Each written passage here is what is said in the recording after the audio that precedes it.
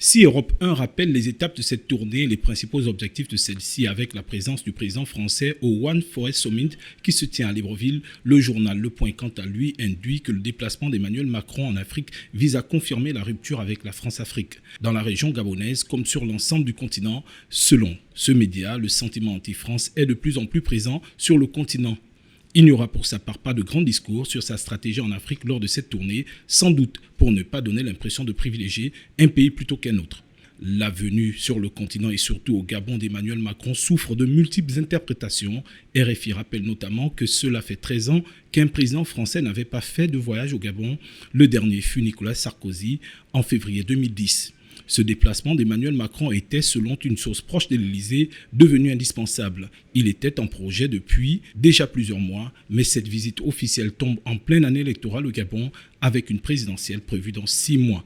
Ainsi, l'agenda d'Emmanuel Macron fait bondir la société civile et une partie de l'opposition qui le voit d'un mauvais œil, selon Radio France Internationale. Pour France 24, qui abonde dans le même ordre d'idées, cette rencontre est interprétée par l'opposition gabonaise comme un signe de soutien de la France au pouvoir de Libreville. De son côté, l'Élysée insiste sur l'agenda environnemental du président avec sa participation à un sommet sur la préservation des forêts tropicales afin que les informations autour de sa visite en terre gabonaise ne souffrent d'aucune autre malveillante interprétation. Pour le média français RTL, c'est une visite qui vise à renforcer les liens bilatéraux entre la France et les pays africains. Et ce, alors que la sphère d'influence de la Russie et de la Chine sont de plus en plus présentes. Le journal Le Parisien indique que la présence de la France est fragilisée sur ce continent et le président Macron sait qu'il va devoir faire face à un sentiment anti-français qui se manifeste dans plusieurs pays du continent.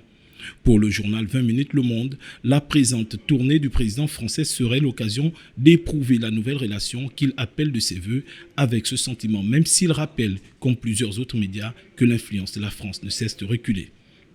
Pour de nombreux médias, cette visite du président français est une invite à une nouvelle stratégie française pour approfondir le partenariat entre la France, l'Europe et le continent africain pour les 4 prochaines années de son mandat.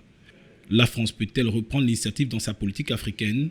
Quelles sont ses perspectives? Là sont toutes les préoccupations auxquelles répondra stratégiquement Emmanuel Macron, le président français, pendant sa tournée africaine.